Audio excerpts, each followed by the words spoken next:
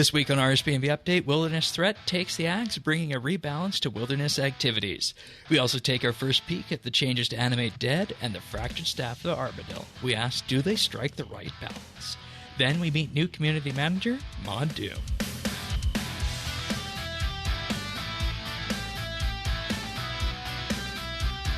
This is RSBANDB Update, episode 926, recorded Thursday, March 16th, 2023. Un-animate Dead.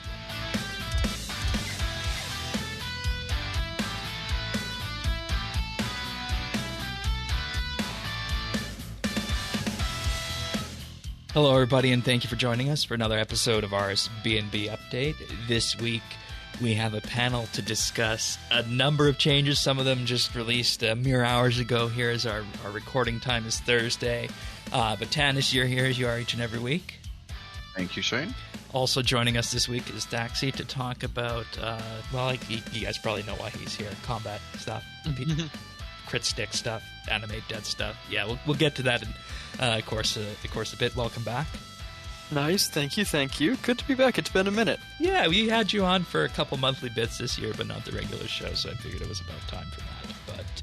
But nonetheless, if you guys are here, you probably, of course, want to hear about the Fractured Staff of Armadyl and Animate Dead changes. We have those for you this week. We also have a rundown of the Wilderness Ninja Strike, and we get a preview of next week's quest, Murder on the Border, and we also met the new RuneScape community manager, Mod Doom, and we'll get to all of that in good time, of course, but if you're joining us for the first time, you can find our full show notes at update.show.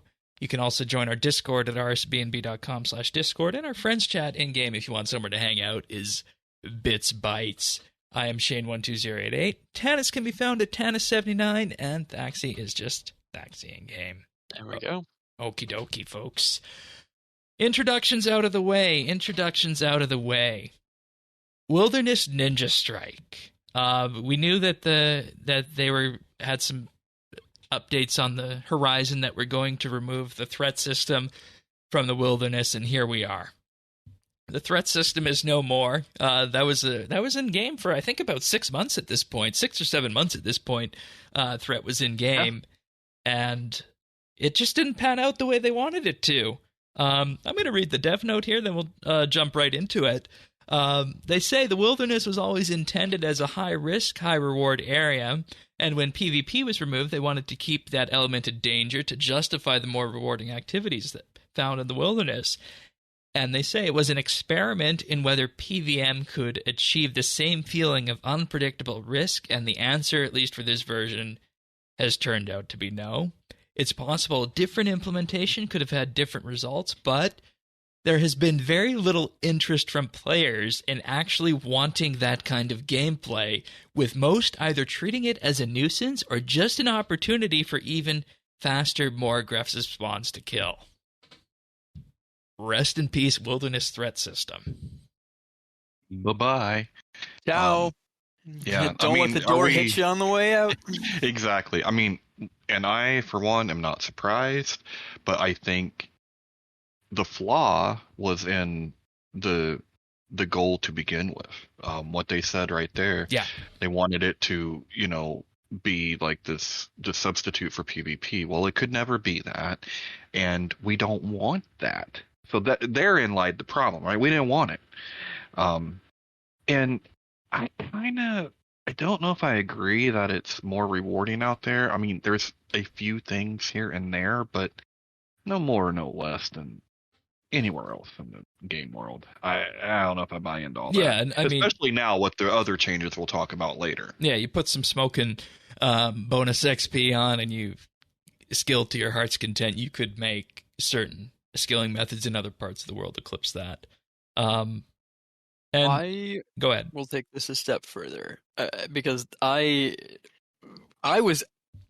This is a hot take. I think bringing PvP back was a mistake to begin with. I am still mad that they made a poll about it and only had an opt-in and no hey, I don't want this option on the bringing back the wildy. It was effectively, hey, we're going to do this, but let's make sure everybody thinks that everybody else wants it. And for whatever decision-making was happening at the time, I think it was a mistake. I think that the wilderness as a PvP zone has never been a healthy thing since it was returned for RuneScape 3. Maybe for a few days, and after that, no. And I mean, even now, the Demonic Skull. I mean, as a counterpoint, the Demonic Skull does still give you a flat 20% XP boost and stuff in the wilderness. Like, it is still a usable thing. It's still nice. Like, so there is still PvP that happens, but most of the actual PvP in the game is straight up, can you get away before the person who wants money kills you? And that is the threat system. And it is, again, just a nuisance set up to pit players against each other in a way that I think is not healthy for the game. Yeah. I am just generally like there should be some place for PvP. It is an interesting thing, right? They're slowly removing. And like, it's the very door hard to design So in modern era PvP, let alone in RS. I feel it's a very different system. Well, I think it's hard to design in RS because of the way things have been before. It was this winner take all system. You did not see that in other games. It wasn't like, I don't play Forza, and then the next thing I know, I lost my car because I lost a race. RuneScape Like, what kind of as a shit game is that? has no damage parity. That's, I think, the real issue is that, like, in other games, you look and like, I deal 10 damage and I take 10 damage. 10 damage hurts them probably as much as 10 damage hurts me, right? Unless you're at, like, the end game of whatever thing and you just have some very powerful setup. In RuneScape, you deal 10, 20, 100, 1,000 times as much damage as you take regularly. And having, your health bar is your health bar. And if you are suddenly taking and dealing equal damage as your opponent, the game very rapidly becomes unbalanced. Which is a completely different game and a completely different meta, and that is cool and neat for the game, but it was not implemented and utilized because it is one of the things that is so challenging to do well. And so it has been a nuisance. And we got the threat system saying, hey, we still want the wilderness to be the wilderness.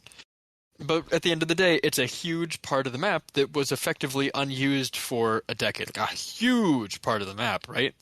And now they need space to put content, and they've got all this space out there. And they're using it. And people are spending more time out there, and they're saying, hey, we don't like this place being annoying. We don't like this place being a nuisance and being the wilderness. We need a new city out there, right? Like, we need a new...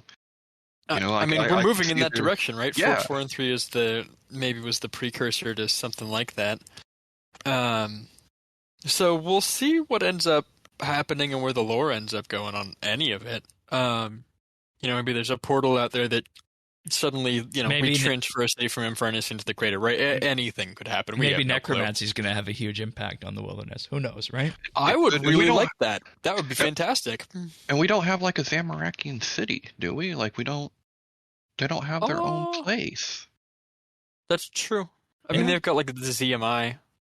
Pretty much everywhere the Zamorakians exist, they are antagonists. They are fightable NPCs. It's Chaos Druids. It's Dark Wizards. It's... Yeah, and I mean, when you start paring all this back, it was a system grafted on to replace a existing threat system that was PvP, and this one, was just more of a nuisance than it was. And, I think 100% right in removing it. Then we get to the aftermath of removing that. In particular, you also have things now like the Cursed Wisp system being removed with this, and as such, Cursed Energy will automatically be converted on June 5th, and it is untradeable. And, I have no problem with this. Sure, it was a good divination training method, but ever since it's come out, the number one thing that I have had associated with Cursed Wisp was luring. Yeah. So this one is, if you were gathering, if you were training your divination through that, it was the best, XP in that regard. But it's also a small price to pay because it wasn't that much better than, Incandescent or something. Mm-hmm. Yep. So I don't think it's a huge loss, although, should say it was the best. Was it better than 2 ticking hallway. at the Hall of Memories? No. Okay. No, but No, AFK but that wasn't gathering. I'm talking about that method. So, yeah.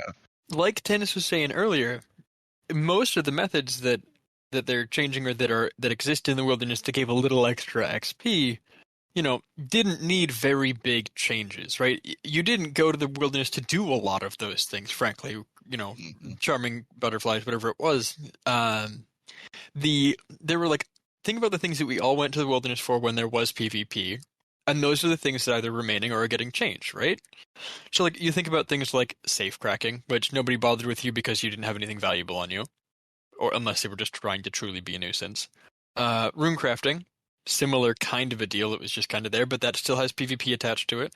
Warbands still have PvP attached to them, right? In terms of, they just had all this rune crafting, you don't need to interact with PvP at all anymore to use it, unless you use the demonic skull. That's the only time. That's the thing. If you're rune crafting and you're not using the demonic skull, you're not doing it right, because so much of the profit from that comes from the thread that has a massively increased chance of the skull. Plus, it's the extra 100% XP. The chance of you getting just have freedom on your bar. Pay a little extra attention if you get PK'd once in a while. Fine. Make sure that you're not risking anything crazy, and that's the correct way to. If you're going to be doing the rune crafting through the abyss, you should have the skull on. So, still, you can do it without. If you just wanted to craft some runes, you can go and do it. But if you actually want to do it for XP or for profit, you really do need to be having the PvP on. Yeah. And small risk, right? You're risking 500k with the skull primarily. And, maybe if you're bringing some extra, odds and ends, like a augmented sword or something, you're risking the price of an augmenter. And then that's where it all starts to add up and whatnot. And, I feel like we're in an okay spot right now, and I don't think we're going to see too much. As we go through the rest of these patch notes. Yeah. Very, very simply, they kept the things that we went to the wilderness before that were valuable are getting changes so that they fit the current system, or PvP is required for them. Right? Yep. That's the changes. And that's probably the way it should have been since the beginning when they did the wilderness rework. So, yep. Then we go to Flash events. They added a 15-minute world lock for receiving a reward bag in Flash events. I might have done that once or twice or many times in Fresh Start Worlds as well. Even in main game. Hunting those 100 reward bags for trim, you now actually have to spend 100 hours doing it rather than, however many hours it was. Yeah. Bummer. Also, generic reward bags now give a reduced necronium salvage. Good change. We talked about that last week. Reduce the number of alchables coming into the game. Smart change there. And special bags have also had a major overhaul when it comes to their rewards, including less chance of Dragon Rider boots and gloves, reduced salvage, and vastly increasing the chance of getting dark onyx cores. And I did inquire about what vastly means, and they're not quite ready to talk about that yet. There is a possibility of a blog post coming on these kind of drop rates at some point in the future. I am hoping it is somewhere in the 2 to 5 times as common range. To be fully frank, if it's less than twice as common, I think it's not enough, given how incredibly rare those things were. We're crunching some numbers, and they were about 1 in 600 before this change from a Flash event. So and they're time gated. Only from the big reward bags, not from the little ones. So you had 8 chances a day to earn these, right? Because they're once every 3 hours. So you had, if you reasonably got even 4 of those a day, right? If you logged on for half of those world events and the other times you weren't working or sleeping or doing other things, if you logged on for half of them every day, it would take you on average 8 months or something, right? Which is not okay because that dark onyx core is a fun item to mess around with for its various use cases. Yeah, it's something that is the fun toy that we would like people to have access to. It should have some value, but if an Iron Man wants one, the Iron Man shouldn't realistically need to play for 200 hours to obtain that kind of an upgrade. That's just so not worth it. Yeah. The return there is not worth it, and you introduce this fun new option into the game that people just can't use because it's too rare. And then they also did a quality of life fix on the bags this week. If you complete a wilderness event with a full inventory and bank, it will now store the rewards in a temporary inventory with the wilderness event host, and these rewards are then lost if they're not claimed before logging out. Because what would happen to this is it would just drop to the floor and you wouldn't get it if you had a full bank and inventory on this. So, fun little change around the edges there. Other smaller changes in the wilderness. Campfires are now present in the Wyvern area south of the Frozen Waste plateau. Ripper Actually demons killable. will now correctly perform their special attack. I gotta wonder how many kills got in because that wasn't happening. Oops. You can also now only interact with warbands and related content if you have PvP toggled on. Makes sense because that is a PvP-centric piece of content. Items related to the threat system have lost their effect, become untradeable, and can now be high alked. And I think you looked into what some of the alk prices on these were, and some of them Obsidian Palmstone now alks for 5k. Like, it's just enough to say, hey, if you want to keep it in your bank as a fun, like, I have a rare thing, you still can. It's not like, oh my gosh, each one is worth 30k and it's a ton of money. It's not, and it's also not going to be the next half wine jug. Well, and it's effectively they set their exchange price before this was just over 5,000 coins. Okay. It was hovering at 5,000, so they effectively said, hey, if you bought them off the GE, we'll give you your money back for the price of a nature rune. So it's fair. Fine. Good. I like it. Now, when it comes to Wilderness Slayer, they also reduced the value of Mandrith's completion reward box, it's just another aspect that I feel like is more of a dud, and we probably need to go into at some point Wilderness Slayer, because it was supposed to be, I think a good training method, but everybody kind of just went back to what they were doing beforehand with this. Well, without the wilderness threat, maybe, because it does offer a lot of high-level tasks. Yeah, might be really good money, even if they're not good XP. Right. And you don't need to, of course, aggro pot with them because everything's going to be aggressive to you. And now you don't need to worry about uninvited guests raining on your parade. So maybe that's worth a new look now that the threat system's gone. Because at the time, I think I certainly dismissed it because I don't want to pay that kind of attention. I mean, Slayer is Slayer, sure, but I don't want to have to run away once every while. So exactly. I tried an abyssal task out there, and that's what happened. Yeah, and I've still haven't even done lava strikes because first I don't want to deal with PvPers, and then I didn't want to deal with the threat level because we all saw that worked out when Shane sent me out there. Sure. So this actually might give me a chance to get out there and do and then that also might have an interesting ramification, this entire threat system change on the price of Searing Ashes and such. Interesting. Well, and also on the price of the tier 88 two-hand weapons. Yes, that's what I was thinking. The staff, bow, and maul are all going to be dropping a little bit, which I think is good. Yeah, there are a lot of looking at you, bone blowpipe for 4 mil. You're just better than that bow. Straight up, you just can't use ammunition. So unless somebody wants to spend money on arrows, you're the option. Bow has a good spec, so don't get me wrong, it's still fine.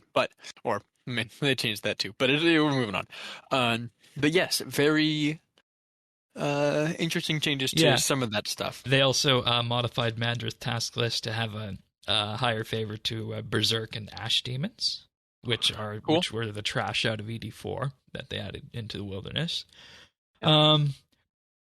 Here's one. I don't know if this is going to be controversial. Brawling Gloves no longer function based on the wilderness level, and now just boost the XP rate by a base amount, and they're no longer obtainable outside the wilderness. And I think obtainable outside the wilderness before was just the Maw and some of the Prif Elves, right? With the Prif Elves, yeah. Okay. Pretty much. I think there may have been something else that had a niche chance to drop them out of some reward box somewhere, but reasonably speaking, them only dropping out of the wilderness as an item that only works in the wilderness, or should only work in the wilderness reasonably if you want to optimize them, makes sense to me. They're a lot more rare from the thieving than they once were. I mean, when Prif's early days, they dropped a lot, but now, and I don't think these are very bad changes. There's some niche cases where I can remember being in skilling competitions and going out to the wildy, getting to the level where you get the highest XP rate. You get 4 or 5 of your friends. Everybody brings divine use or magics or whatever whatever divine thing you're skilling on, and just feed you while you're and the XP was just it was so fun.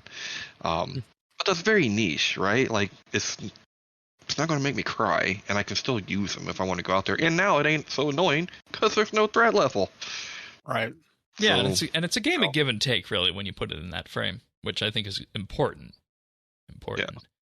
They also reduced the Hunter and Agility XP on Charming Moths, but with this, the Demonic Skull bonus for those Charming Moths has been increased from 20 to 40%. Good. So effectively they said, hey, this method isn't good enough. I mean, or it wasn't good enough to begin with. But it needs the risk associated with it. Well, if you want charms and you want to use this method to hunt charms, you can still do so, but it's going to be less rewarding, which is fair given the threat system's gone. But also, if you do want to do it for XP, back to the PvP system. We're making it, I mean, I don't think it's good enough, even with a 40% buff, to warrant PvP. You just have better hunter options, to be totally honest. But, like, somebody wanted to, they could. it just makes me laugh of the thought of someone out catching butterflies, and then a PvPer just go, Yeah, I mean, who's killing people that, like, oh no, what are they going to drop? They can't drop their charms to you. Charms are kept on death. I don't know how that works in the wilderness, to be totally honest. They're probably just lost. Like, why?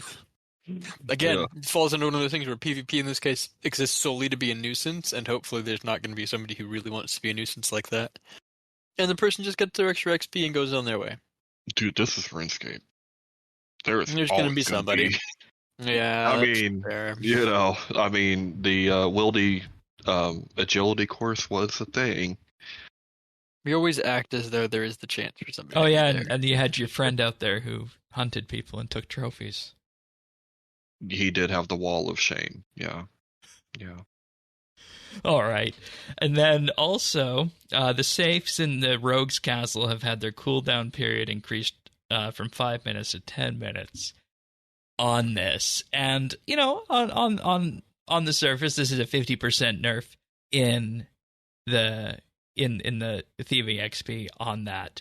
And that effectively takes it from about 600k XP an hour down to 300k XP an hour.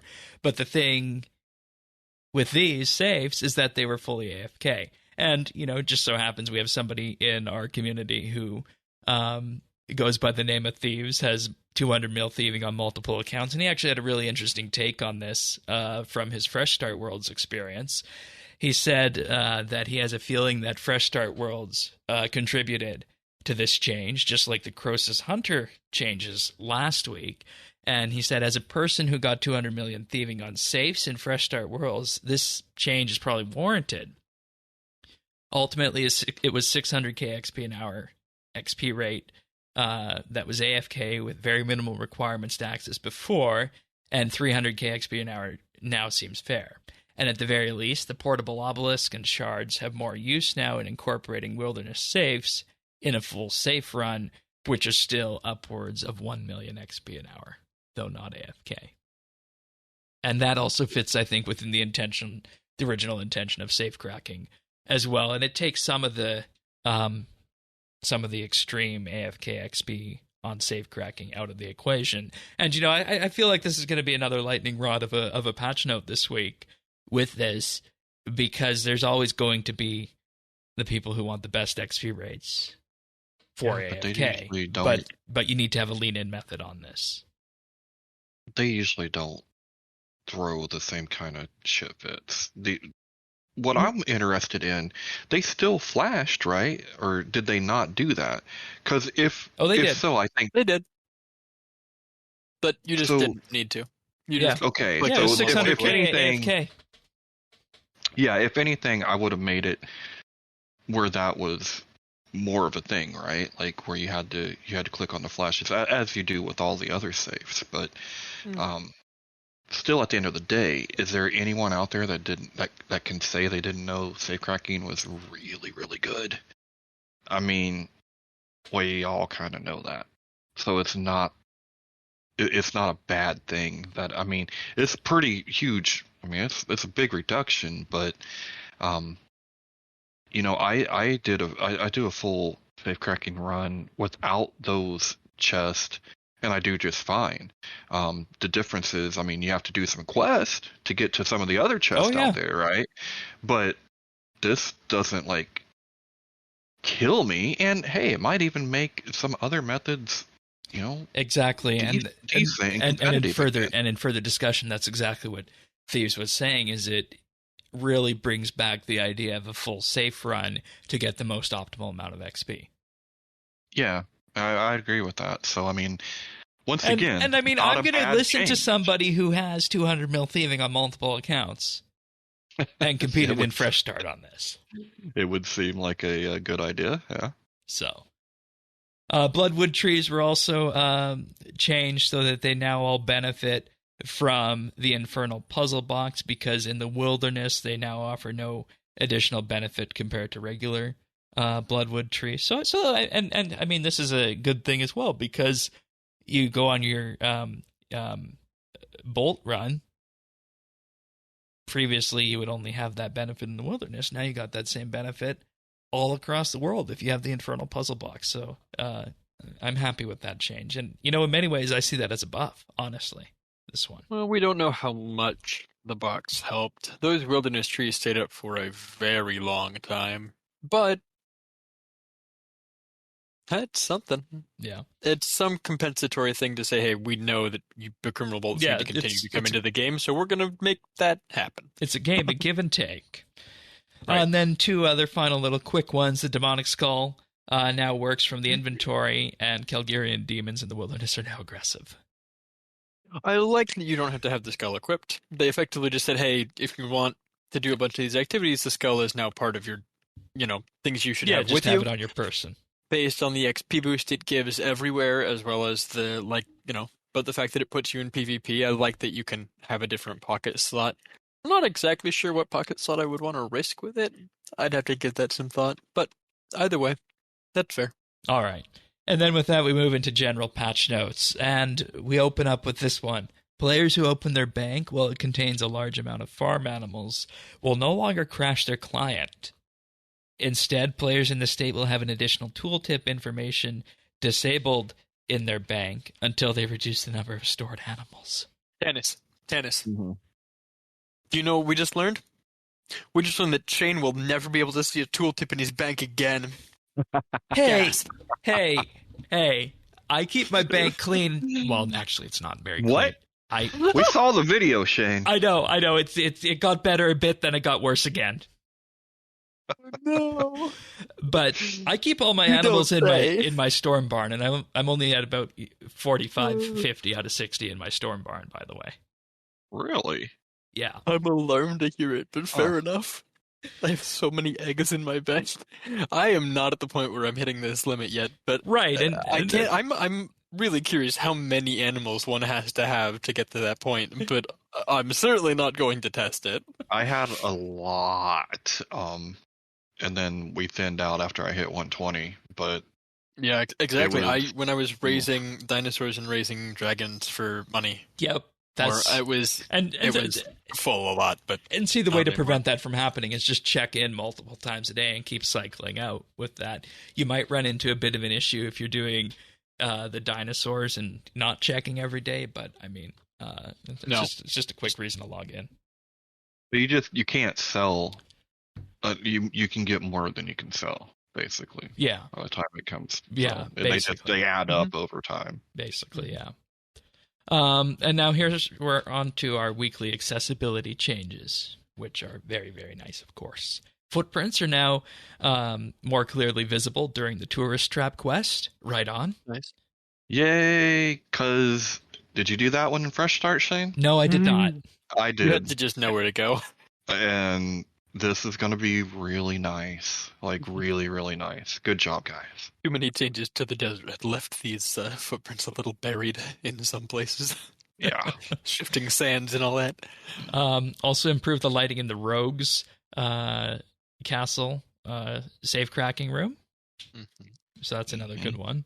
For the folks who AFK there, so they can be more easily seen by the PvPers who are coming to be a nuisance. And players can now toggle whether targeted movement abilities target scenery. This can be done in the targeting section under the combat and action bar category of the settings. This currently applies to bladed dive and dive. Sure. I'm betting this is, and the only place I'm immediately thinking of where this would have an impact to me would be Croesus, because this might shock some people, I don't run around bladed diving to get around. I don't do that. Don't either, but I can think of a few places. Like, I'm not 100% sure what this means. I haven't actually gone to test this. But if it just allows you to bladed dive to an interactable object or to like the Yes. space next to an interactable object, okay, yeah, that's what I was thinking. This is going to be really nice for a few places. You can bladed dive to the sandstone machine in Amlod, or actually, I guess that's in Mailer. No, oh my gosh, Ithel. You can into the sandstone machine in Ithel to get you bladed dive there, and then you surge north. That will line you up directly. It'll put you at the obelisk for summoning. yeah, I'm glad you brought that up. 3 or 4 tick travel to the summoning obelisk for the extra 20% XP and charm save chance for their Amulet Hour. And there's a few other places where it is used, usually skilling, oddly. Most of the things I think with this are skilling use, not PVM use, which I am fully okay with. Wouldn't you use this in Big Game Hunter as well? You could, yeah. You could, yeah, if you wanted to bladed dive to a bait pad or something. If that's how that worked, yeah. That's cool, though. I like that. I like that that's an option. Lighting in the Ripper Demon Cave was also adjusted so players can notice hostile NPCs with no issues. Good. Yeah, that's the big one. Why do I feel like I've seen this exact patch note before? Because I feel like this was something that was talked about last year when they made those changes to the Ripper Demon Cave to prevent the AFKing, which was the episode you were on that. And I feel like they might have done a pass there too, but this is probably a subsequent pass. Okay. I feel like they've done this before. It's good. I mean, congratulations, you're making a dark cave undark. Bummer. Woo! Good for accessibility, bad for spook. Also improved lighting in the Sophanum Slayer dungeon. How was that one for you, Thomas? Yay! No, I love that one. I love it. Okay, good. Also I spent a lot of time there. Improve the colors of the Pirates Hideout building when textures are off, and the Rogues Castle building when textures are off. More changes to clean up the wilderness because nobody had been there for a long time and everybody realized it may have been a little ugly. I mean, given they did the full, shout out to Mark Black Witch's full overhaul of it last year, I think some of these buildings just look dingy in comparison. So, good work. Yeah. And there's your patch notes for the week, everybody. It definitely got some highlights in there, and I think that was the way to do it if the wilderness threat system was to be removed. So, round of applause for that. I think that's where we should have landed last year on that. But before we move on and talk about the elephant in the room, we're going to thank some Patreon supporters because without you guys, we wouldn't be doing what we do here each and every week. And this week in particular, I'd like to thank Alfie S., Amos Reed, Andrew C., Arvids L., Beekeeper Steve, Big Huge Rat, Chunk the Monk, Cycle RS, Drama Free, Dura Max, Enrique V., Free Milk, Jacob G., Jade Gizmo, Jason S., Jeebus, Jesse W., Kesky, Ling01, Mohan V., Nate the Great, Pernasius, Ricky A., RS Nerdherd, Samuel FL, Scott DS, Shirtpants, Stub Eve, Tabby, The Naked Captain, The Dabbing Goat, Tim, Tom V., Zant, and Zazakon. Thank you, everybody, for your support. It truly means the world to us. And if you're wondering what all this is about, head on over to patreon.com/RSBANDB. There we have our monthly bits, an entire back catalog of 55-plus bonus shows each talking about one specific RuneScape subject, going pretty deep in them. This past month, we talked about how RuneScape can grow. In the past, we've talked about drop tables. We've talked about holiday events. We've talked about tier lists in skilling, Dailyscape, PVM, and, of course, the one that broke Tannis's brain last year, Legacy Combat. A whole fun selection of these episodes where we most of the time go in and learn something, and it's a fun experience all around. So for as little as $1 a month, you gain access to that entire back catalog, and you'll be helping fund the cost for hosting and production of the podcast. You'll also get a mention in our show notes. We also do have a VIP tier where you'll get a special VIP rank on Discord, a mention on the podcast at the start of the month, and access to high-quality stereo versions of the podcast, in addition to everything else. And for $5 a month, if you want to give the ultimate gift, you'll receive a shout-out on the podcast each and every week and gain exclusive access to the outtakes we use to make the clip show at the end of the year, in addition to everything else. And we're going to have a discussion at some point, Tanis, about our Hot Ones challenge, because we have that in here as a goal for when we get to 500. But come May 1st, Patreon is actually getting rid of the goal system, so we'll have to decide if that's something we keep up, or if we change to another way of measuring that. But that's a discussion we'll of course have with our Patreon supporters, because this is an offering that is built, of course, to allow you guys to show your appreciation for the podcast, and as such, we want to build it in such a way that you're going to get something out of it that you want. And that's why we poll every monthly bit topic, why we have our monthly roundtables where Patreon members can come in and discuss and just chat about what's up in RuneScape, what they've been doing, that sort of thing, and just kind of air any grievances. And, it doesn't most of the time end up in airing grievances, but it's a fun discussion nonetheless. And, we might have some grievances this month. Let me just say that, I think, based on some of the content we've seen. So, but if any of this sounds interesting to you, or you just want to support the podcast, patreon.com/RSBANDB. Thanks so much, everyone. It means the world to us. Thanks. Okay. Fractured Staff of Armadyl and Animate Dead changes this week. We were told these were coming and going to be announced on the Thursday, our recording day, and they're going to launch next month. And there was a lot of talk this week about, is it going to be a heavy-handed nerf? What's it going to be? And I think the view from 30,000 feet up right now is that it's being accepted quite well, I think, based on what I've seen so far in the first few hours. It seems very much like people are asking questions about how things are going to work rather than just raging at the machine on this one. And, which is good. Good job, RuneScape community. This is unusual for you, and I'm very proud this is growth. Keep it up. Agree. So let's start with Animate Dead. The way we're going to do this is we're going to go through their assessment of what's wrong, the proposed changes, and then talk about where we think that lands. So to start off with Animate Dead, overall performing too well, with little downside. They note that it was synergistic with other sources of damage reduction, which created a scenario where lots of low-level damage hits could no longer threaten players. And they talk about the good of Animate Dead and that it has improved the viability of tank armor. But Animate Dead let players ignore certain boss mechanics, such as Zamorak's Rune of Destruction. That's the example that was given. It also created a large amount of design debt that was having to be considered when creating new encounters. So what this means is that it limited the ability to create new mechanics or combat that just couldn't be avoided with Animate Dead. And that's where we're at with this. And I think anybody who's used it will know that, and they'll see that. And as such, the proposed changes are that it cannot reduce damage by more than 60%. Previously, as in live game right now as of recording on March 15th, was 75%. The damage reduction now only uses 25% of the defense level. Live version in-game as of recording was 33%. And it now only works versus core damage types, melee, magic, and ranged, which really also takes away its ability to soften typeless damage, as an example.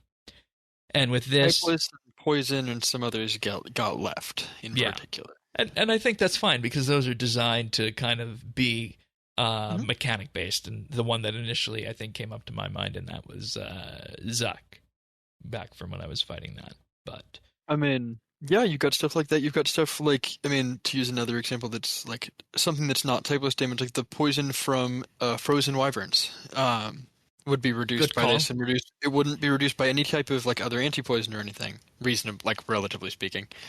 And so that was a core mechanic of fighting those things that Animate Dead allowed you to, in large part, ignore. Generally speaking, right, like we're going from 75 to 60%. That is the case where if you're not taking enough damage to overcap your Animate Dead, effectively it's saying, hey, we're going to reduce. Like if you take a hit of 300, you're only going to take, instead of taking 75 damage, you now take like I think it's 120. Quick math. Yeah, that's right. Right, so like that's where you're below the cap, you take slightly more damage. So that reduces the reduction from those small hits. Stuff like that Zamorak's Rune of Destruction, right? Where 5, 10, 15% of damage chipped through your protection prayers where it didn't before, or your like full protection or using defensives, now Animate Dead would reduce that to nothing because it was effectively saying, hey, 75% of that small damage hit. Now you're going to be taking more damage from things like that. And so that is you're like effectively they reduced the power of it by 20% there to 80% of what it originally was. Same thing with the defense level reduction, going from 33 to 25%. We're looking at about 25%, and that's the cap. So if you're taking large damage hits, you also get about the 80%. These aren't multiplicative, right? So you don't look at these and be like, oh my gosh, 60% and 25%. Oh my gosh, that's so much less than 75 and 33. No. Yeah, no. In either case, you're doing about 20% less than you were before. So this is still relatively large for everything it works on. And what they've effectively done is saying, hey, mechanics that are designed to kill you, that are designed to give you chip damage in particular, we can still have those things do their job. Right, that chip poison damage, that chip typeless damage, those big typeless hits that you need to mitigate in other ways, you still have to do that. And I think that that's probably the correct direction to take this, is that if they're worried about it being too powerful, this is a reasonable way to curb that power back and still force us to do mechanics in future content. And past content, for that matter. And I also think that these Animate Dead changes still preserve the Animate Dead ability when paired with tank armor for being a good learning mechanic for people. Yes, absolutely. It doesn't touch the amount of melee damage you're going to take from Hellware, but you have Crypt Bloom, or whatever it is, right? Melee and magic damage in particular with Crypt Bloom that stacks with this, that stacks with protection prayers. So if you need to be tanky to survive things and see mechanics in practice, this allows you to do that. It just doesn't allow you to completely ignore and skip and learn to skip mechanics. This actually forces you to perform the game as intended, air quotes, which of course as intended is however we find it, but I like it. I like this as a change. Yeah, and we'll have to wait and see what the final result is. And it's important to note, and one thing I actually want to highlight on this post before we move on to the discussion on the Fractured Staff, is that this is from Mod Doom, new community manager. We'll do his introduction after this segment. But he said, we're opening this discussion today, weeks before any potential release, in order to hear your thoughts on our proposed changes and to get your feedback. And he says, nothing of what you're about to read is set in stone. This is an important change for us to make, but it's equally important we make these changes in the right time and in the right way. I think that's how the RuneScape community needs to hear it, if I'm being honest. Yeah, and we'll see what content comes out in the next few days that either condemns or supports this from other people in the community, but from my perspective, I think this is probably a healthy change for the game from something that was overperforming and has been overperforming for probably much too long. Yes. I think these are overdue, but that does not make we're them any pushing less 2 years justified. on Animate Dead. Overdue, but no less justified because of it. Yeah. So anybody who's getting mad about that phooey, I'm sorry. Yeah, to be honest. I also want to say that skipping boss mechanics with this, what maybe, of course you can use that to push score and whatnot, but at the same time, I think if there was ways for boss mechanics to be skipped, they would be baked into the boss and not just based on, by being able to negate damage or, hard can we cheese? hit him with the sledgehammer cheese. Yeah. Yep. I think this does kind of show look, I agree with it, but I do think it kind of does show some bias because yes, you should not be able to skip boss mechanics with tank, but I don't see the same enthusiasm. Even though we're going to talk about the crit stick, there's still plenty of other things out there that when it comes to DPS, if you can skip it, more power to you, buddy, seems to be the attitude. So it is a double standard when it comes to that. Now, like I said, I don't mind. It needed to be done, but I do think there's a definite a definite thing in this game where it's all about DPS. I mean, it just is. It's all about DPS. We shit on tanks, we shit on skills, we shit on everything else. But DPS, perfect. I don't know who does that in particular. Are you JMods or players or? It's all a big circle. But I mean, just with the way things end up being go on, right? Now, do I have Animate Dead? Yeah. Do I have Crypt Bloom? Yeah. Why? Because I'm in a very niche place where I can't do the same things as a lot of people are doing when it comes to their mouse movement and they're jumping around and all that kind of stuff. So I have to make up for it sometimes with tankiness. Now, is that going to take some of that down? Yeah. And that is a little different because in other MMOs, it's kind of one of those things that you can make up for things through gear, which you get through grinding, so you spend your time. That is, being reduced here, but that's whatever. I don't think you should have to be you shouldn't have to be like elite just to participate in content. This is more of a step in that direction, but it is what it is. I don't know if that's the case with Animate Dead. But that's what I'm saying, Shane. For 9 out of 10 people out there, it's not the case. Well, no, and I see where you're coming from too, right? The idea kind of is that like you can't just throw on tank gear and go and see the content and do it slowly and like work your way through it, right? In this case, the tank gear is no longer going to allow you to do that. It's just you have whatever your literal ability and skill is with damage will still allow you to skip mechanics potentially, which is my counter argument to that, I suppose. But at the same time, you're not able to take it slowly if you want to, and that could be punishing in some cases. Right. And that's okay. Okay. Well, you just can't you can't make up for it through the grind, through the time, right? Like there was always a thing to where if I couldn't do it, at least if I was dedicated enough, if I worked hard enough, I could get through it, right? Right. And that's all I'm looking for. Like I'm not trying to compare. I'm not doing the measuring contest. I'm not wanting to be on the high scores. Yeah, and I'm wondering if in the use case you're providing, if 60 down to 60 from 75 is going to have much of an impact. See, and I don't know, and changed either. And even if it is, like I said, it's not that like I don't believe in putting the needs of a few people in front of everyone.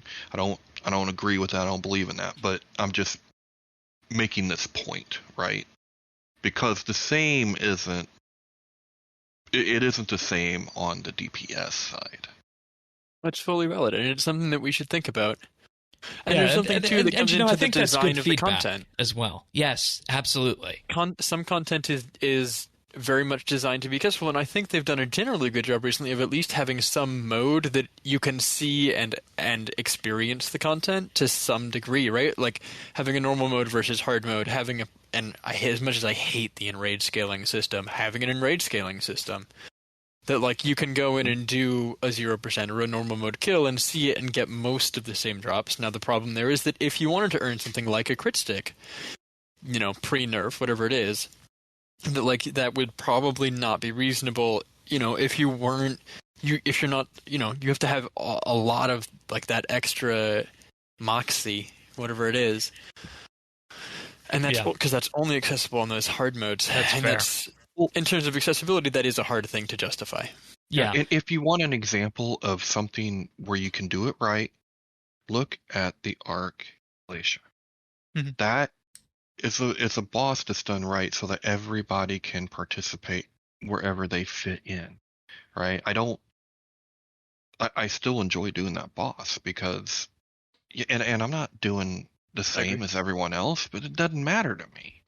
So like, that's an example of doing it right to where I don't necessarily have to do that, but there's not very many things that are designed like that, right? Like, that's it, actually.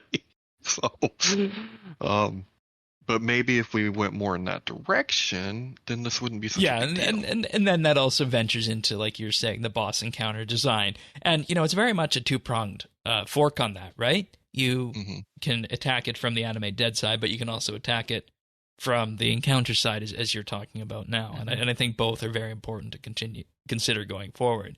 And I think we had a good path from something like Archglacier to Zamorak that has story 0% and then up to whatever enrage you want on that. So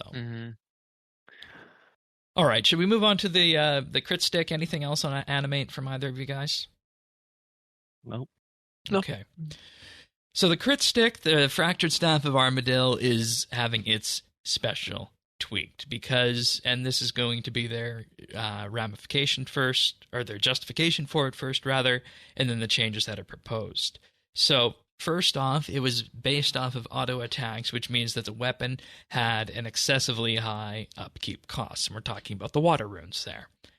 And I mean, any runes, blood runes, soul runes. Sure, all of them. Sure. In this day and age especially. The damage value is of individual shots from the spec. It's hard to adjust due to the combat system just passing the auto attack through for the staff. Now, the weapon is putting a big design restriction as well on the critical strike system, as the recursive nature of the special attack means that any future unlocks that affect critical strikes push the special close to going infinite.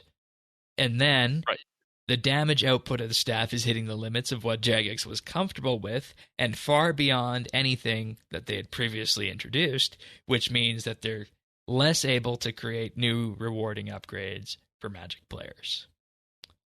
And then the changes that are being proposed for this are that the special attack will no longer deal auto attack damage, but instead the extra hit will be passed through as an ability.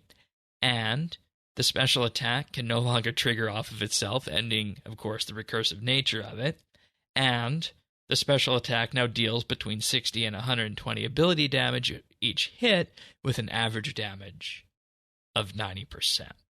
I also did have a conversation with David briefly today. He's our other PVM guy around here. And he said overall he's happy with the changes. They look great. And this is probably how the weapon should have worked in the beginning.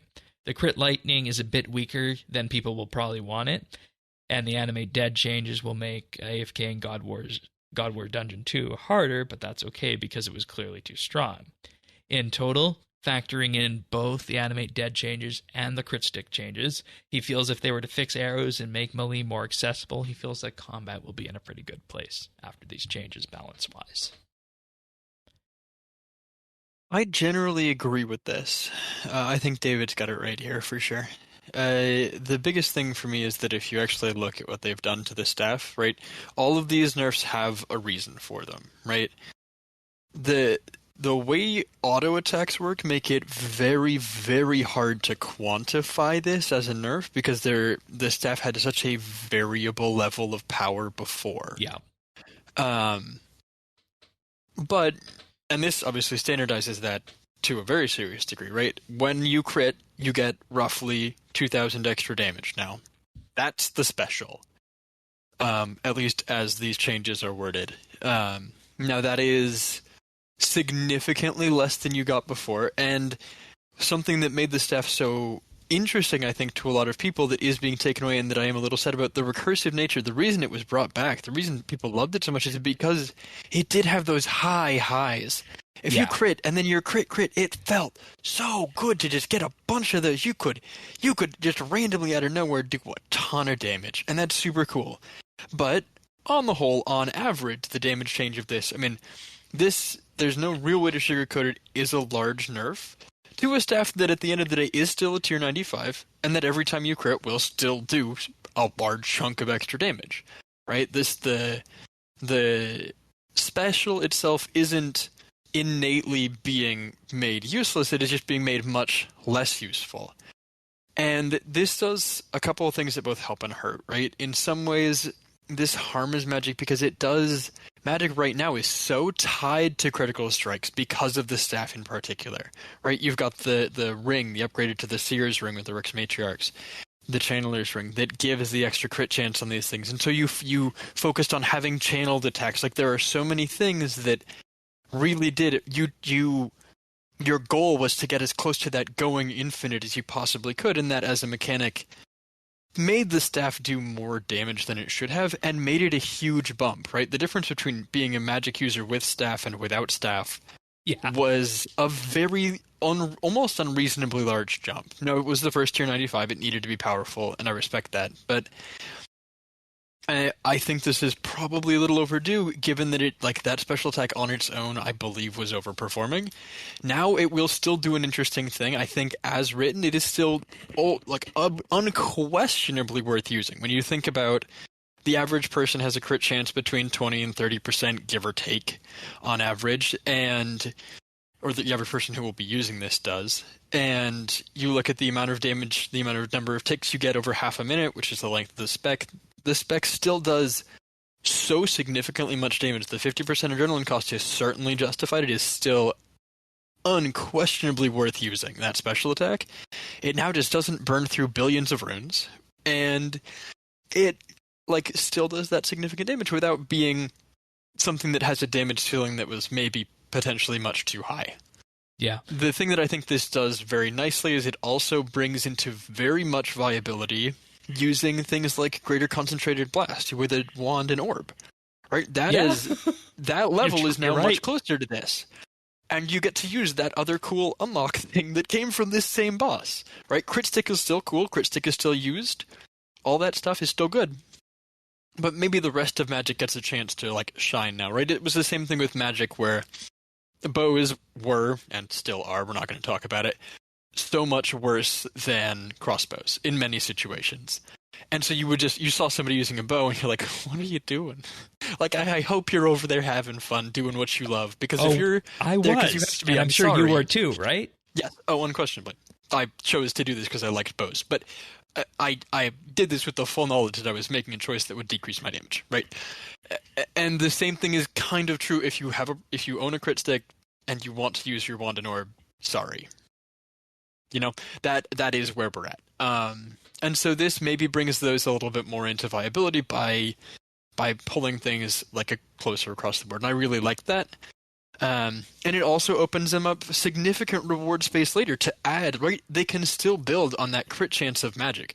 They could add a weapon that hits 12 channeled strikes in a row, and with the channeler's ring on, you get up to 80% crit chance of. Who knows? That could be the tier 95 wand and orb. Yes, and that would be so cool. Because that also works really nicely with the oh my gosh, Concentrated Blast. The channeled nature of that ability works very nicely with that. They could have such a cool. They can still index into that crit chance for Magic now without putting the risk of staff go burr. And I do, and I must say, even with these changes, if I was to get heavily back into PVM, I would probably go Magic, and I think I would still hunt the staff, if I'm being honest. Yes. I would still look to get one of these. Tannis, that special is still powerful. So Tannis, do you have any thoughts on this? You just have Crit Bloom, you don't have the Crit Stick, right? Yeah, I don't. Okay. That would have taken another year of pound and plate bodies. What do you think of these? What do you think of these changes based on what we were talking with Animate Dead?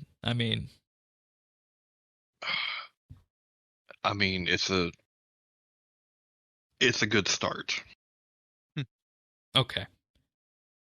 I want to watch the rune market to see where this goes after this, if I'm being honest. I want to watch the rune market and the staff market. I'm curious if the merchers have decided these are no longer worth holding on to. And we finally get, them released into the market for the average player.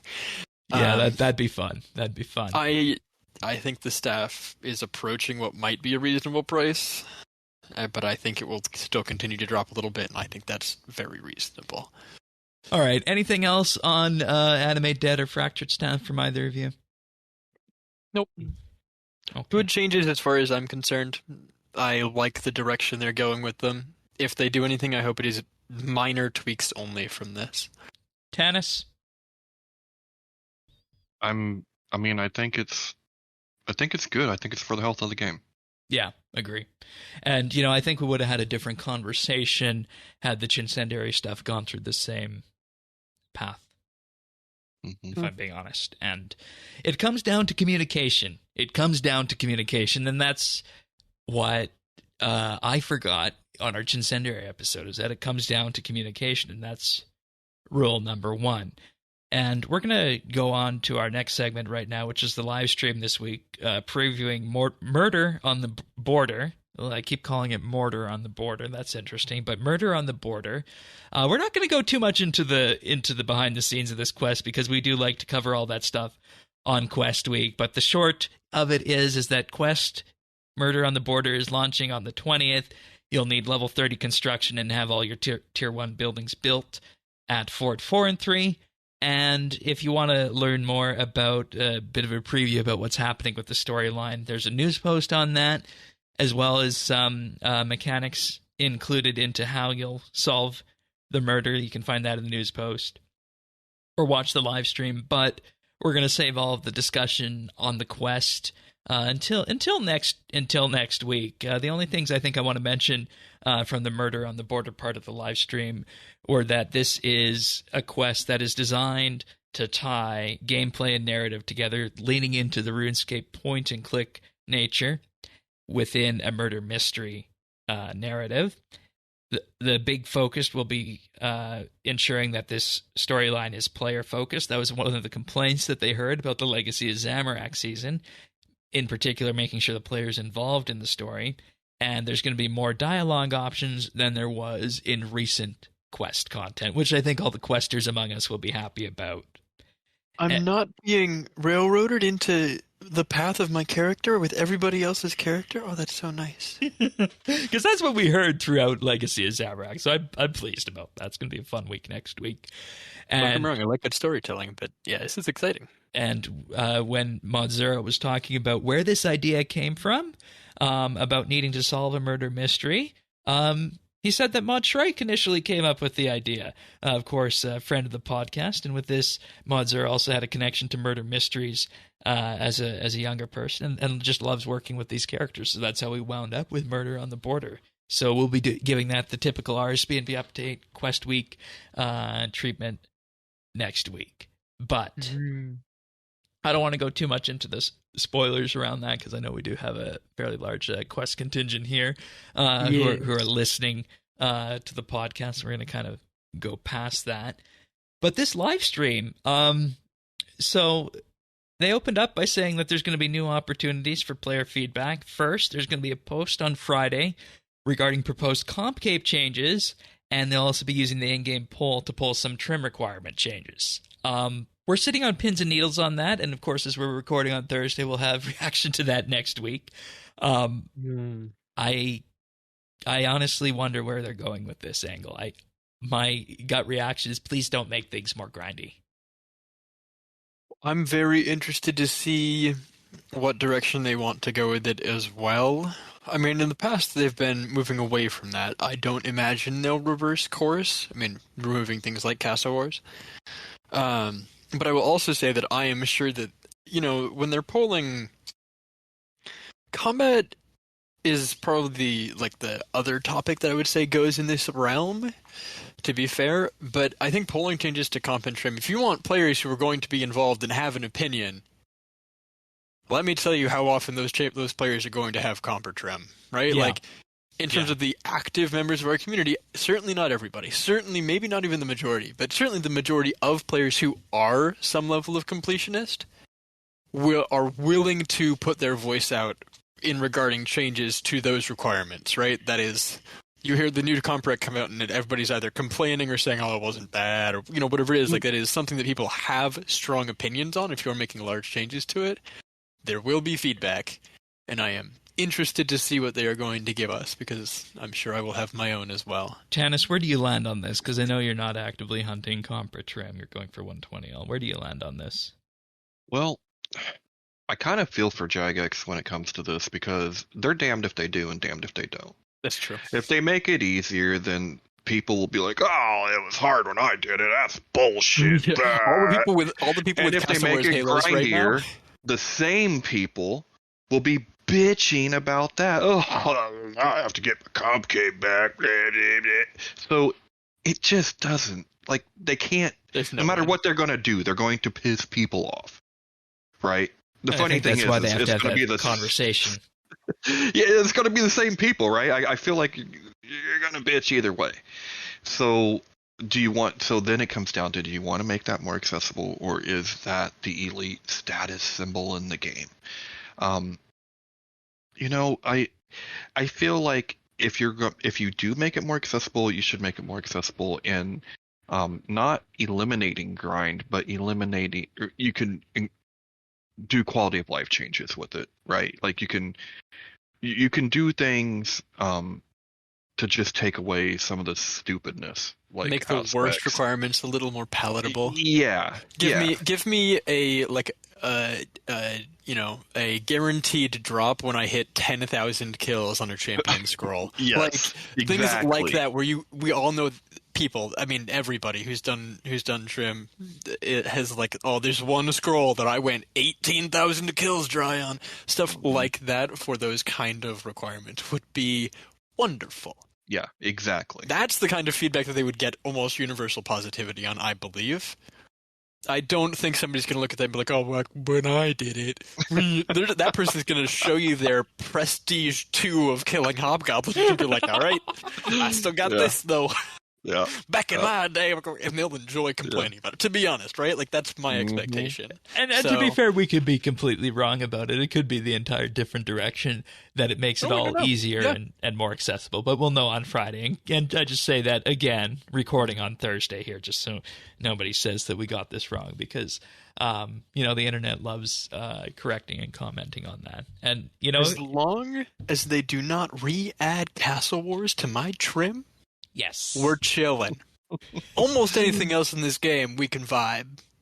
You make me spend 8 months standing still and dancing with somebody inside of Castle Wars, myself probably, we're going to have other conversations. Oh, all right. What a bad requirement. They also want to do a community hit list. And no, this is not a hit list for people to be eliminated. So we all have one of those. You do. Right, guys, it sounds like you do. So yes, things that need to be changed or improved in some kind of a way, I'm assuming. Yes, a community post addressing the most requested bugs and tweaks. And with this, they'll do them and they'll go into a ninja strike. Nice. Good. All right, and then this brings us to new community manager, Mod Doom, who greeted the chat. Hello there, look at all you fun little PogChamps. I chuckled at that. Twitch chat probably responded by posting an awful lot of either what's the cringe guy, the guy with the face palm emote, or the little PogChamp. I'm sure it was a mix of both. God, Twitch chat, we love you. So, Mod Doom, new community manager, he played RuneScape a long time ago, has recently picked up the game again, and of course the number one question was about his name, and he said it came from growing up playing Doom and loves MF Doom. Fairly obvious on that. That makes sense. Then we get into what his core mission is going to be. And Tanis, I'd be interested to get your persuasion angle take on this, because we've been through a lot here, and we've talked about communication a lot in the past. Mm-hmm. He says he'll be focusing on championing the player voice and building that voice into everything that Jagex does for RuneScape. And it's at that point I also want to say that in his presentation, it looks very professional as well. And from what we've seen here so far this week and the Reddit post, I think he's a good communicator so far. What's your take on what we've seen? Because I know we've looked at a number of people like this in the past. So far, I think he's saying and doing the right thing. When he said, want to listen, put the player voice first, I can't help but to think, okay, but whose voice? Because we are not all on the same page. So whose voice is going to be heard? And that ends up being Reddit.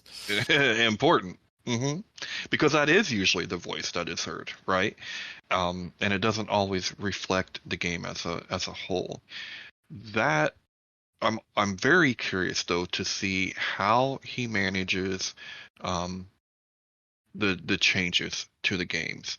I don't want to say how he spins things, but how he frames things, because You got to Yep. frame it in the right Yep. way, and if you do Yep. that, then you alleviate a lot of trouble down the road. A lot of stuff is in framing, so I'm really curious to see how he frames, and we'll get our first look at that probably when the Animate Dead and Fractured Staff changes drop. Yeah. Yeah. He also said he was brought in to be more visible, more present, and help the JMods have more discussions with the community in general on this. And in particular, one of the things that was mentioned was actually doing more live streams, because I was remarking to somebody, I forget who it was, that the amount of RS3 live streams we have by CM versus the amount of OS live streams are, truly stark and staggering. And it'd be nice to get back to that. So if he's able to deliver on that, that will be wonderful. Taxi, opening opinion? I mean, I had a thought on this. The biggest thing for me is kind of like you're saying in terms of, I think, how it's going to line up with whatever everyone else is doing, if that makes any sense, right? So we've got like the new manager for the game. We've got new like leadership for how things are being produced, who very clearly does want to go back to putting out more behind the scenes and more roadmaps, right? We've seen a lot more of those over the last year. And I'm curious if Doom is going to be a new tool for kind of having that outreach, having those, trying to do more of those releases, right? Like we were talking about it with the stuff this week for the Quest release next week, that I'm not a huge fan of it being released as a, like, if people aren't going to read it in the Quest, they're not going to read it on a news post. That's for dang sure. I think having things that are like fun live streams, I think a live stream would get more people interested and engaged in a lot of that stuff. And I'm sure it was they did show that, but even so, Yeah. Like, I think having more engaging live streams on upcoming content, if they're going to either tease or announce or whatever it is, right? If they're going to give us warning for content, whatever that looks like, I think having those more live streams about it can only be for the good, and I hope that he keeps that up. Time will tell. Yeah, I think that's a good summary. Go ahead. Well, I just want to say I really agree with that, because if you look at some of the more successful people in CM, they were very active, right? They were active. They had a lot of live streams. Lee. Shawnee. Absolutely. Mm-hmm. Yes. Those were the two names that I was going to bring up.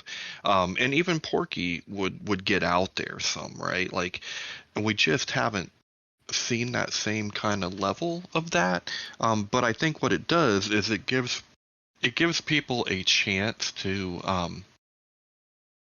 to kind of participate, to be heard a little bit, but also having that JMod there to continue to frame the argument, to frame the discussion, to show people why it's fun. This is how you do it, though. Check this out. Give it the actual, not spin is a bad connotation to it, but effectively to give it the spin, to say, hey, here's like the things people are talking about with this, but also there's this, and this is cool. Yeah, right. And to show people why, right? Like, be it's that an hype machine. Be willing to be that voice that does those things. And there's going to be people in the community who are going to say, if he's going to be playing the game, shouldn't he have more knowledge and whatnot? But I think I don't think you need that to be a successful CM. What I do think you need is that ability to be one with the community and be on the same wavelength as them. And if he's playing the game and just picked it up, we all know from Fresh Start Worlds how fun the beginning and mid-game is. And if he can share that with the wider community and build relationships with that and use that as an additional skill set on top of the communication styles that we've seen this week in the Reddit post and the live stream, and you pair all those together with the right framing, like you said, Tanis, this could be the start of something very good. Yes, I agree. Right, to be fully clear, there are a lot of people at Jagex who know the game so innately to such an incredibly deep level that is so incredibly not his job. Exactly. Like, it certainly wouldn't hurt. I'm not going to say he shouldn't know anything about the game. But if his job is to be a voice for the players, as he's saying, right, to just if he can just be a good conduit passing things that we're saying to the people who know what they're doing and are doing the design work, 10 out of 10 good work, right? Even if you never pick up the game.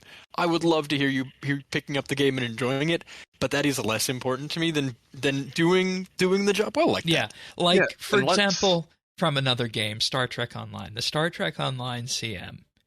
He plays the game at what the core of the player base level plays the game at, but in terms of relaying the concerns that a lot of the people have in the high-end meta DPS chasing scene, he is 100% able to relay those concerns and get those people on the stream who need to talk about those sorts of things. Yep. Yeah. And I look at this as kind of like, okay, don't lose sight that CM means manager at the end of the day, right? So you think about in your own life at work. Your manager doesn't have to be the best at the particular job you do.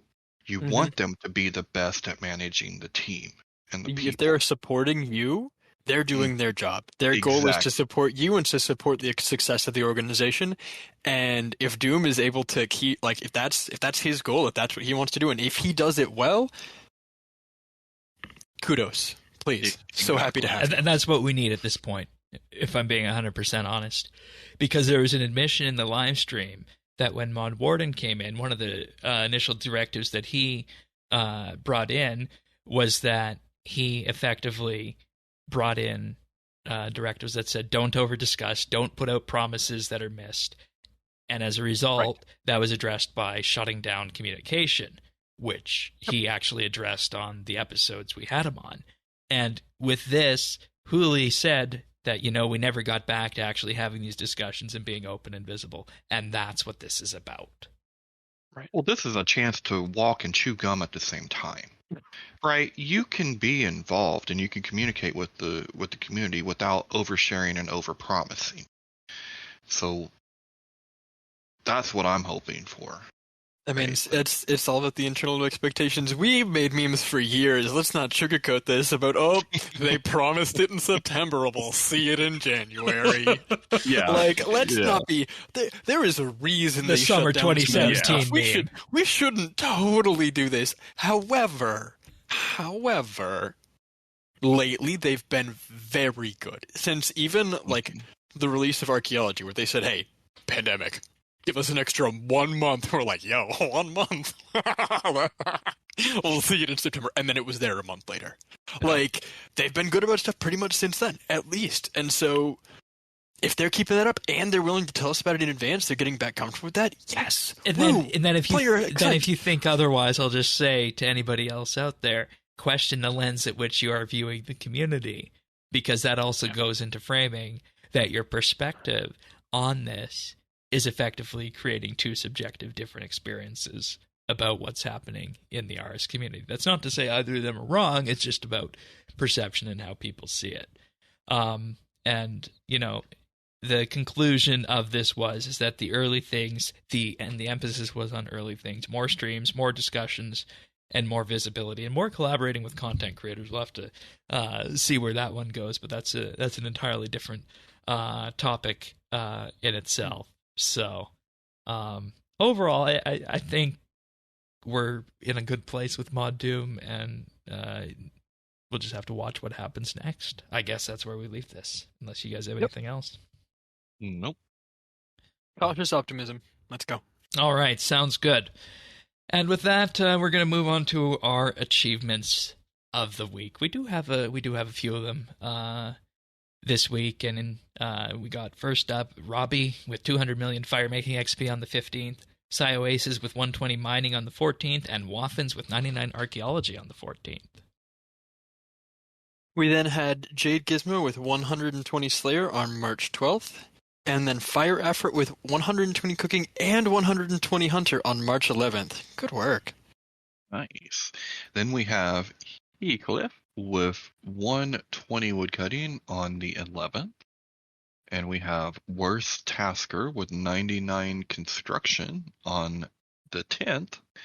And then we have God Shaman with 99 divination on March 9th. Right on, everybody. Good job, guys. Well done. Well done. All right. We're going to move into pick of the week, and we're exercising our new form of pick of the week, where one of them can be tech news, one of them can be something else. But we're going to start with Daxie's pick of the week first, which is one we can have a fun discussion on, the three of us here. So go for it. Yeah, Shane mentioned this one to me, and this is maybe a little long in coming. I'm not sure, but our pick for this week is the Elder Scrolls Online. Oh no, we're advertising a different video game on the video game podcast. I'm so sorry, fam. But yes, just in terms of something else that has been my break from RuneScape recently, and as soon as Necromancy comes back, every day we'll be back like it never changed. I'm 100% sure. I'm very excited to hear and learn more about it. And Quest Week next week, we'll be around. But the thing that's been taking a lot of my time lately is Elder Scrolls, and I was never a Skyrim player, never did anything like that. But the game kind of drew me in. It has it's very much more of your classic MMO in terms of things looking like WoW or the things people may have played before, where you've got a skill system and a skill bar, and you select your class, and you have skill lines that level very quickly, to be very frank. At least in comparison to what my RuneScape brain is used to. And very quickly, a skill line maxed is. You could probably level a skill line in an evening, most of them. So most of them, if you have the materials in advance, you could level in 10 minutes. Be very frank. So again, not to say that the skill lines are not the end game in that game. It's more of your actual skill, and the combat is a much larger part of the game. There isn't really skilling necessarily. There is a lot of design, like housing and fashion, of course, is end game naturally.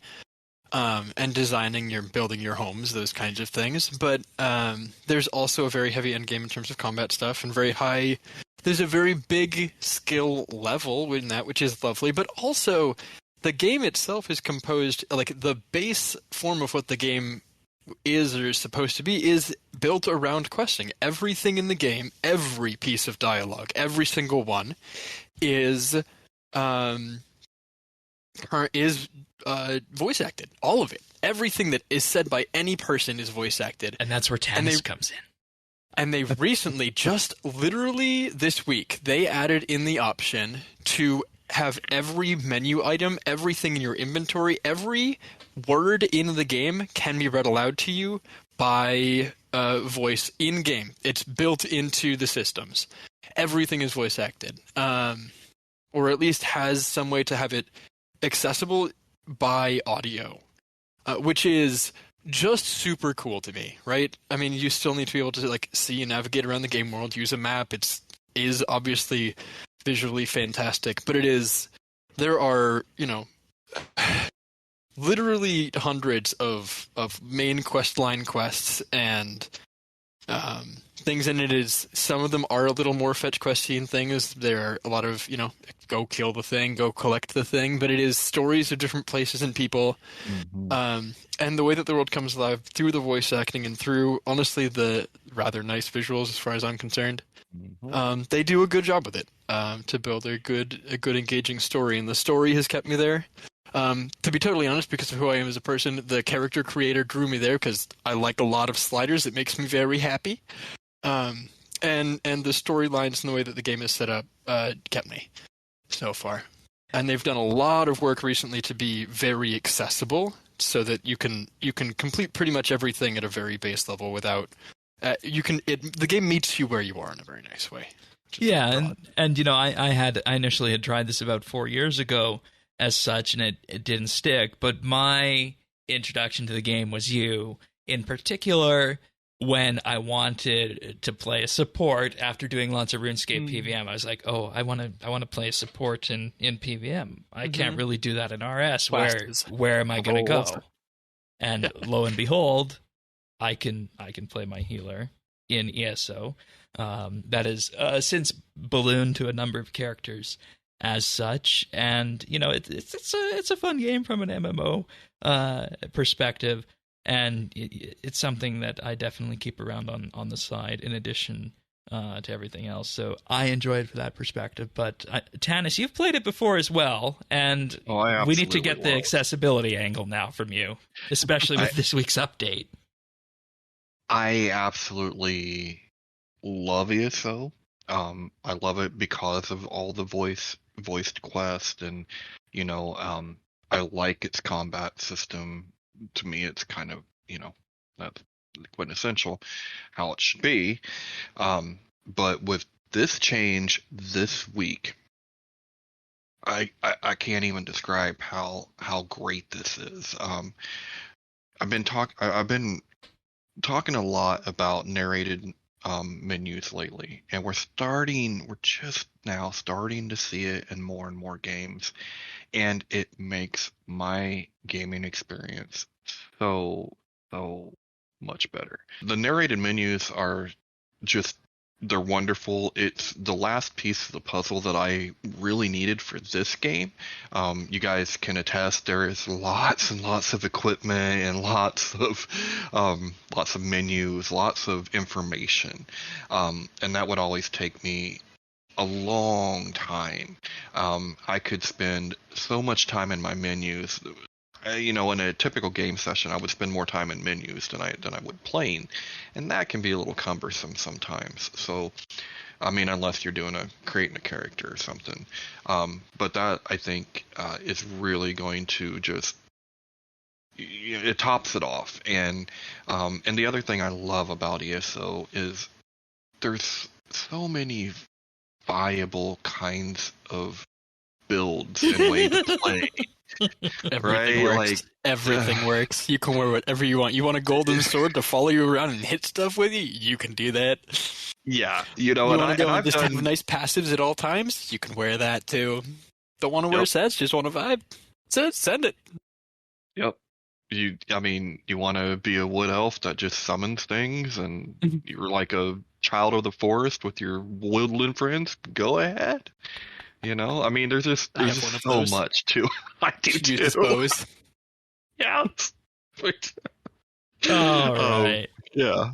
Yeah, and I think it's fair to say you'll probably be having another look at it with the update this week on this, but there's a fairly hefty expansion for it coming in June as well. That's the model that ESO works on, yearly expansions with content drops. Otherwise, what is it, 2 or 3 times a year in addition to the yearly one? You have 2 new zones with whole questing, but effectively 2 new maps worth of the game every year, traditionally. Plus, and then in every quarter you have a new thing. So first and third quarters you get 2 new dungeons. Second and fourth quarters you get 2 new zone and maps, with the biggest one coming over the summer in the second quarter. All right. But yeah, ElderScrollsOnline.com. There is a monthly fee behind that if you want the full-blown package experience, but otherwise it's just a one-time game purchase if you want to do that. Before we go, favorite classes. Tanis? Necromancer. All right. Daxi? Oh, I love my Templars. All right. They're doing okay right now. Nightblade for me. I spend most of my time on a Dragon Knight tank, I suppose, but Templar is the true love. And new class coming out in this summer, too. First time since Tanis last played. First time in years they're releasing a new class. The 7th class to ESO is coming out this summer with their new update in June. So good time to get in and learn before that drops. All right, speaking of learning, that takes us to my pick of the week, and this one's a bit of a tech news versus actual pick of the week. Folks might, of course, be familiar with ChatGPT and the OpenAI .com chatbots that have been spurred that we've been seeing since the tail end of 2022. Well, just this past week, they have released GPT-4, and what this one can do is downright astounding from this. It opens up the prompt length that it can take from, I believe it was 8,000 characters before, up to 32,000 now. And it can also read images and whatnot. So you could pass in a sketch drawing, for example. And this was an example that was given. Somebody sketched a wireframe of a website, and ChatGPT was able to spit out some HTML code and style sheets that provided a working prototype of that website. And what they also mention in here, and of course this is a point where I tell everybody to take everything in relation to ChatGPT with a grain of salt, is they are boasting that now it can pass a simulated bar exam with a score around the top 10% of test takers, compared to ChatGPT 3.5, it was in the bottom 10% of exam takers with that. And it's actually quite interesting to just go to the OpenAI website and log into it and start asking it things. It is remarkably aware of context. With providing some appropriate numbers, I was able to get it within a couple of message prompts to tell me how many trees I would need to plant to get from level 30 to 99 farming in RuneScape. And it knew. Oh, wow. Yeah, it knew. I had to, of course, teach it about that I wanted to go from level 30 and not level 1, and there were level requirements. So still some rough stuff around the edges, and that's where we get to the point where it produces things that look like they're authoritative, right? They look authoritative. But you have to just be careful with this and realize that there could be errors in what it gives you.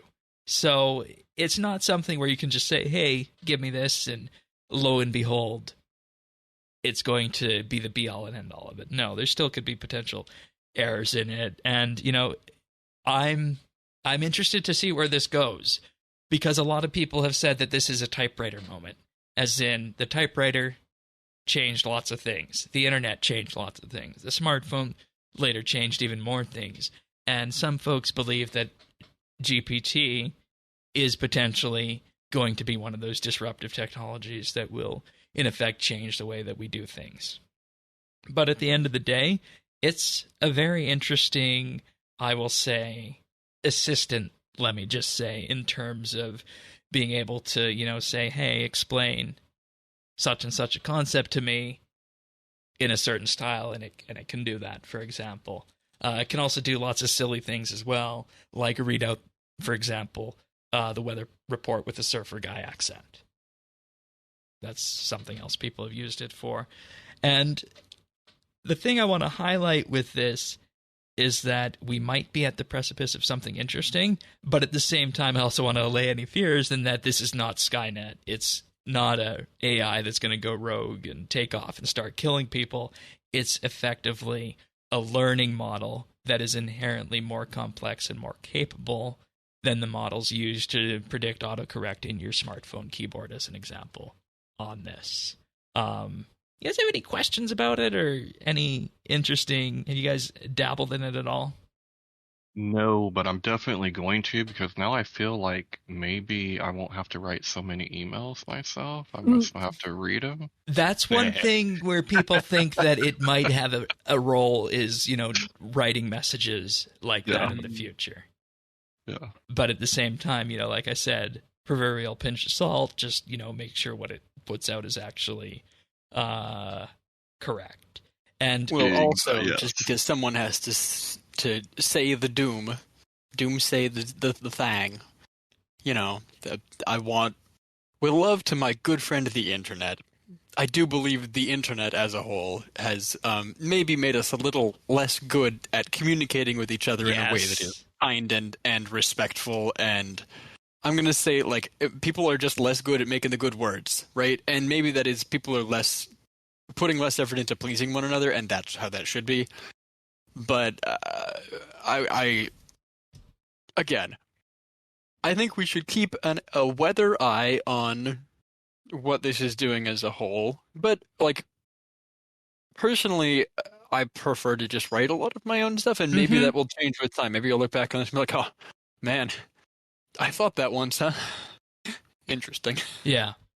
But, currently I've done nothing with it. Yeah. At any point. And just to give an example of something else it can do, you can feed it into an image. And I have the image on the website right now, and on the video version of the show. The user says, what's funny about this image? Describe it panel by panel.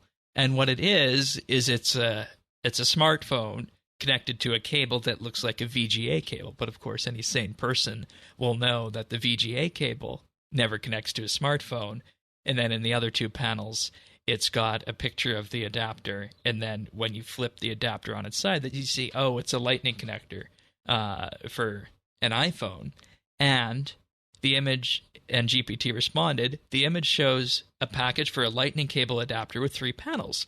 Panel 1 is a smartphone with a VGA connector, a large blue connector, typically used for computer monitors plugged into its charging port. Panel 2, the package for the lightning cable adapter with a picture of a VGA connector on it. And panel 3 is a close-up of the VGA connector with a small lightning connector at the end. The humor, and this is the part where it shows its capability, the humor in this image comes from the absurdity of plugging a large, outdated VGA connector into a small, modern smartphone charging port. And it was able to glean that from just the image. ChatGPT, stop it. The joke isn't funny after you explain it. Shaking my head. Another thing it was able to do was recreate the Pong video game from the 70s. That's cool. In code. So it's I was gonna say it's I mean what grade is that? So it's a high school age coder. That's nice.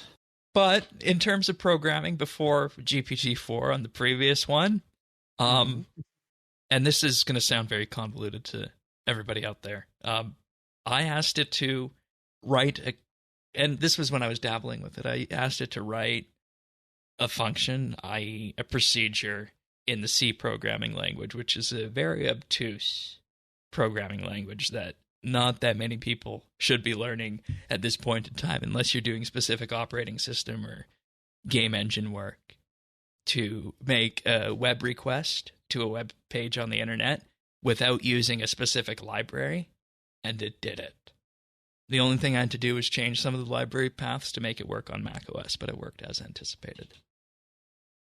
So, in theory, could you feed it a video and have it give you notes about it? The language model does need some work on transcriptions. It does. Okay. But there is already a macOS application that uses a similar model where you can feed audio to it and it generates a transcript. In fact, it's been something I've been looking at for the podcast. Interesting. Yeah. Okay. So, give it a few years. You'll be at a point where, generating transcriptions for videos is going to be commonplace. And, having it summarize things, I'd imagine, would be something that would happen as well. Very nice. So, interesting things on the horizon for it. But links to both these picks can be found at update.show. Before we go on to what we've been up to, just to note that we are still running our Help Wanted form. If you have any interest in appearing on the podcast, or you think you have any skills that might be useful to our production, visit update.show/help, fill out the form, tell us what kind of RuneScape player you are, and give us a place to contact you. Thanks to the couple of people who have already filled that out. I'll be in contact with you in the next week or so. I just wanted to put a note out there that you have been heard. But update.show/help for that. But what have we been up to on RS? Let's start with you, Tanis. So I made about 12k refined planks, and I'm turning those into frames right now. And just gonna be doing that for the foreseeable future, for a while, so that I can AFK construction. Wow. That's what I'm doing. Is that how do you feel about the path you're taking on that?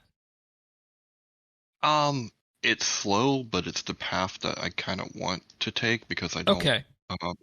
Because I really enjoy playing. So I don't play as much at the desktop anymore. And this is a lot more mobile friendly. So I know I'm taking an XP cut, but it's just a lot more comfortable for me. And I used to not have to, I used to not be in an office chair all day, all this stuff, and now I am. So at nighttime when I do get my game time, sometimes I just want to, chill on the couch or lay in the bed. I don't want to sit in my chair anymore. So that's kind of prompted this.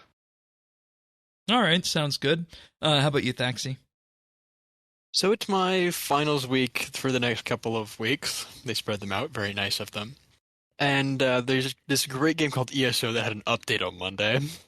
So my RuneScape this week has been lacking. But okay. Looking forward to getting into the fort, to be honest, ahead of probably over the weekend, ahead of the quest update, because I do want to be able to play that on release day. So that's the plan. Well, I do have something to talk about RuneScape related. I recomped this week. I finally completed the last requirement that I had, and I was completing the list of mini quests.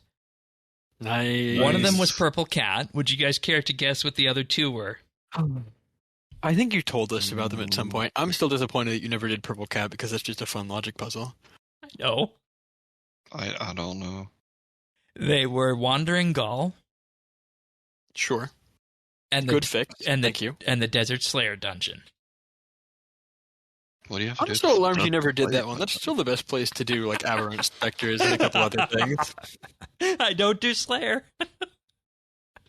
Oh, I mean, the one that's in true. Polyvich. Yeah, the Yeah, one down the the well smoke where you have to kill kills- you have to kill oh. all 4 of the little side bosses at the bottom to unlock the like portal aspects after smoking kills. Yeah. Okay. Yeah. And that was the last thing. that's right. That was the last thing on the comp train after the farming one from November, which was completed a little bit later than I had hoped it would be. But nonetheless, recomped, and we'll have to wait and see if there's anything in addition to the quest that takes that away next week. That's always a fun experience, having your comp cape get whisked away from you a few days after you get it back and such. It is good to be able to get it back quickly, though, right? Like, quest should be a few hours. You'll Yep. enjoy it, and then you can wear your cape again. I mean, don't need a cape for the quest. Put on a quest cape for it. Oh, wait. Exactly. Yeah. So, but aside from that, progressing on Yak Track, and what I've been doing is the same thing I did on the last Yak Track, and it's actually going remarkably quick. In that I am doing the task A's primarily, and the only task A's I will skip are summoning and dungeoneering. Wow. Okay. Why Yeah. dungeoneering? Wait, they made dungeoneering earn a certain amount of XP. Yeah, didn't they? it's XP. Oh, it's not. You can't just do quick force. Okay, yeah, that's valid. Yeah. That's right. Slayer has been dummies for now. Mhm. Forgive me on that, but I mean, acceptable nonetheless. There's a huge stack of them. I'm 120. I don't see the need to save them for any point in the future. But I honestly feel that's like the way to make Yak Track go. Tennessee, you've been playing the track. You've been just doing skill and kill. Just skill and kill. And it's How is it feeling? I know there was some discussion on that last week about whether it was rough. it or feels not. slower than it normally has. I used to be able to do a full Yak Track on 2 characters by the time it's done, and that's not. I don't even know if I'm going to make it through the first one because I'm on task 25, Out of and 70. it just feels like I should be further along, right? But Well, it is also a longer track. The extra 20 tasks is interesting in terms of how people are gonna like.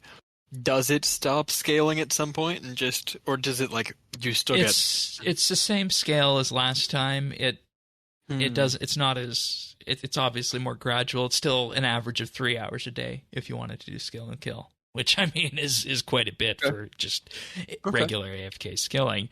But I also imagine there's a world out there where people play on mobile at work who can, or people who are on mobile, for a couple hours a night. That's going to be no problem with skill and kill, right? So True.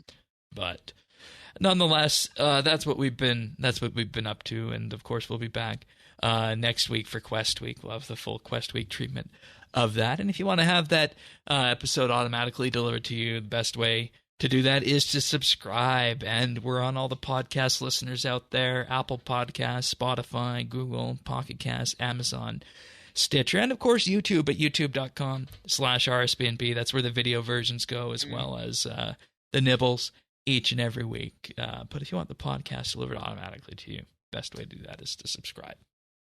But I think that's it for this week. Anybody have anything else? so for me. I think that covers it. Alrighty, we'll see you guys next week for another episode of Update. And thanks again to the both of you being here. See you then, everyone. Take care. See ya. Ciao.